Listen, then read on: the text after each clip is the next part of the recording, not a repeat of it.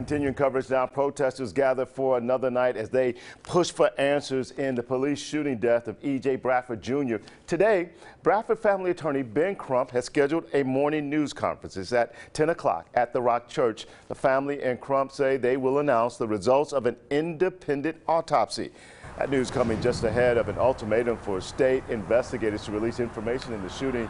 CBS 42 News reporter Connie Gasquet has more on that request from the city of Hoover. Connie?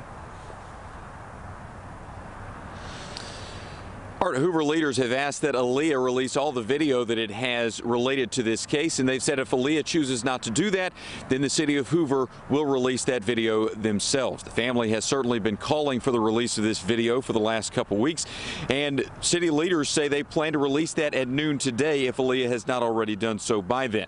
They announced this late last week. I caught up with the Birmingham attorney Eric Guster about this.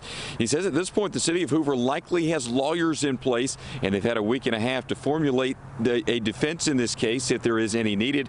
So at this point, they want to be transparent with the information they have. That's why Hoover wants to make sure, let's get this information out there. The facts are what they are, and then let's talk about whether we want to settle this case or fight this case, or really just let's get a healing process with both sides regardless of what happened, because the facts are the facts, and that's what a video is going to show. And he says he does believe it's in everyone's best interest for the video to be out there so that everyone knows what it shows. Again, the city plans to release the video that it has related to this case by noon if Aaliyah has not done so already.